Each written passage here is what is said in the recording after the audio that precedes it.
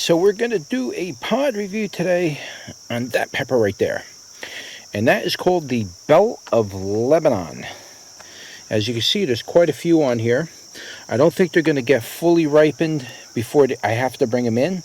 So I don't think these peppers are going to get any bigger right now on the plant this time of the year. It's already October, and it's already getting too late for these plants to fully ripen. Though I am going to dig this plant up and bring it in for the winter, but I'm going to have to cut the whole plant down, basically. So at some point, it's going to drop all its leaves once I move it from its location. So I'm going to dig it up from here first, and I'm going to put it in the greenhouse for a little while, as long as I can. And then once the frosts really start coming in and it starts getting too cold, then I'm going to top it and then bring the base of the plant in and then try to get it to revive. If not, I can always start it again next year from seed. So we'll try to, preserve the base of the plant. But I do got a pepper on here that is ready. There is a few nice sized ones down here, as you can see. I got to be real careful what I lift because branches snap this time of year. I got some good ones here. Hey, look at that one. That's a nice one. And there's actually quite a few on here.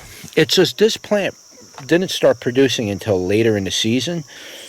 Some of that could be my fault, or it could just simply be the way the plant is. So I am inclined to think that this plant specifically likes to really bloom later in the year.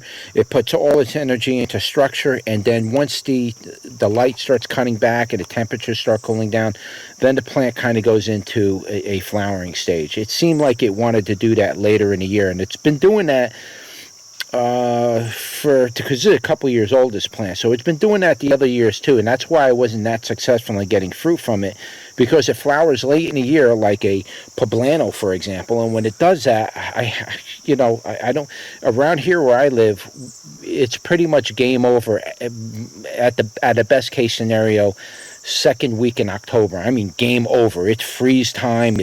You're done. Right now, we still got some nice weather, but coming within the next few days, we're going to be getting in the 30s, and that's really going to be too cold for these plants to stay out here. And so let's pick this one here. I really like this plant a lot. I don't remember if these peppers are hot or not. That's a gorgeous pepper, guys. Look at this thing, the Bell of Lebanon. What a gorgeous pod. And these actually get quite big. I've had these get maybe, if you're looking at it now, like all the way up to where my wrist is down here. I've had them get down to like there from where you see it now. And this is a general shape for it, but they can get a little wider than this. And they can get more longer and blockier, but this is really the blocky shape that it gets. They're not always crooked like this, but a lot of times they're straight, and they're just long and blocky looking with a square bottom. It's very similar to the one I just showed you down here. They kind of look like this, but they can get a lot longer, and they get nice like that, So here, let's bring you inside where the light is somewhat better, a little bit more diffused, so you can see the proper shape. It's just an absolutely gorgeous pepper. I really like this pepper a lot. I'm really hoping I can winter it over. Like over here, as you can see, I already started digging up some of my plants and bringing them in. And I should do a video on how I actually do this when I do it. I don't do this very often because I don't often plant my pepper plants outside because of the insects and the animals. So I usually keep them in the greenhouse because I can control the insect problems.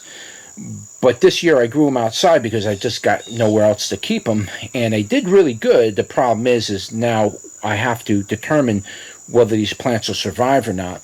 And this is going to be one of those plants that I'm going to have to make that determination. I usually don't cut my plants as low as I'm going to have to cut them this year. They're going to have to be cut way down to the base. So we'll see how that does. Maybe I'll shoot a video on that. But yeah, it's just a gorgeous pepper. Let's turn you around and give it a go. All right, here we are. We're doing another pod review today. And today it's going to be on the Bell of Lebanon. This is a gorgeous looking pepper. Never did a review on this before, but I've been growing this particular pepper for like 4 or 5 years now. A long time I've been growing this. And I always only get like 2 or 3 peppers off the plant. and I never got around to reviewing it because it fruits really late in the year. That's a problem with this particular variety of pepper, is it fruits really late, it flowers really late, and by the time I get around to either wanting to review it or whatnot, it's already starting to get cold. I got to worry about moving things in because of the frost, and so I always end up not reviewing it. So we're finally to a point where I can actually do a review on this.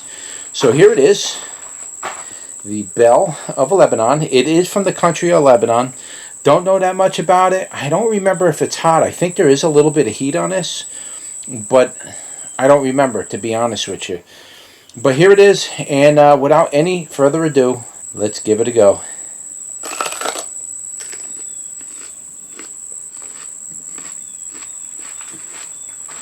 Okay, so this pepper tastes very similar to your regular garden variety bell pepper, which is ripe.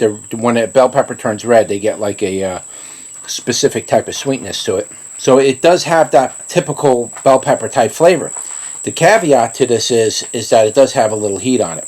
So far, not very much, but it does have some kind of heat. So let's take another bite off it, and let's see if we can get into the heat a little bit. But there is a little something. It's almost undetectable, but I can pick it up very slightly.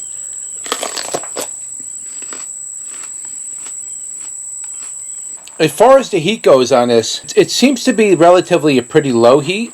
If I was to give it a number, I would probably say somewhere between 100 and maybe 300 the heat is on this thing. It's relatively pretty low, but there is a little heat. So for example, if you're making tomato sauce and you like to add peppers to your tomato sauce, like I do, and you don't want any heat at all, you might pick up a little bit of heat, and that will offset the flavor of your tomato sauce a little bit. It won't make it bad or anything, but it will add a little bit of a different flavor because that heat's in there.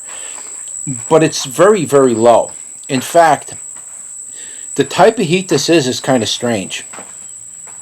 It's only heating up around the back of the throat. It's not heating up the tongue at all. It's not heating up my lips. It's not heating up anything except the very back of my throat, and it's kind of warm going down the esophagus, and then into the stomach there's a little bit of a warm spot. That's it. There's no heat on the tongue or anything. It's just in the back of the throat, maybe a little bit on the side of my mouth where I chewed it, maybe there, but going down the esophagus and then the stomach, I could feel it a little bit. Outside of that, there's really no heat. I'll take one more bite off of this and see if we can pick up the heat.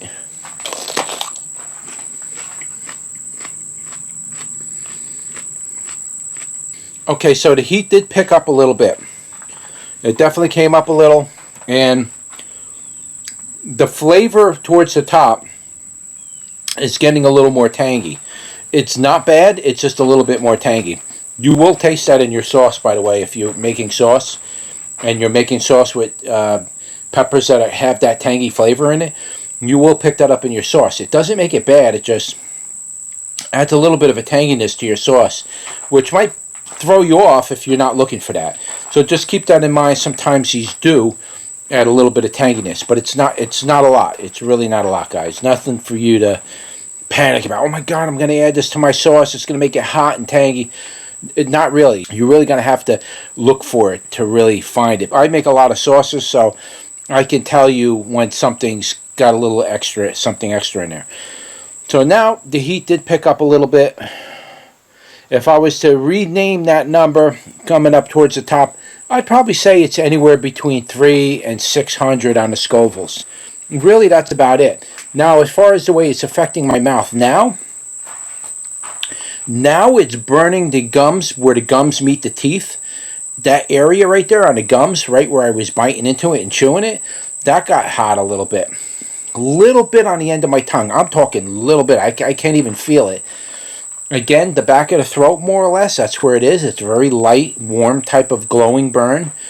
And going down the esophagus into the stomach very lightly. Right now, the prominent area that's being affected mostly right now is the gums. The gums actually got, a little bit of a burn going there. A little bit. Nothing really on the tongue. Just a very light singe. Very light. Scoville-wise on the tongue, I'd probably say it's like maybe 20. It's so light. It's just a light tinge. It's the gums that are being burned, the tingle in the back of the throat, and that's about all it's really affecting. But this is a pretty nice pepper. They probably could get a little hotter than that number I'm saying. They might go as high as even 1,000 on the Scoville. They could probably get that hot, but like poblanos, from one poblano to the other, sometimes one poblano has no heat on it. The next one you get over is like 1,000 Scovilles. It could happen. I've had poblanos that were warm like that. That's why I don't usually use poblanos in making tomato sauce, because I don't necessarily want the heat in my sauce. I mean, I don't mind it if I did it, but I'm not necessarily looking for that. And poblanos is unpredictable. I have to test each poblano before I put it in there.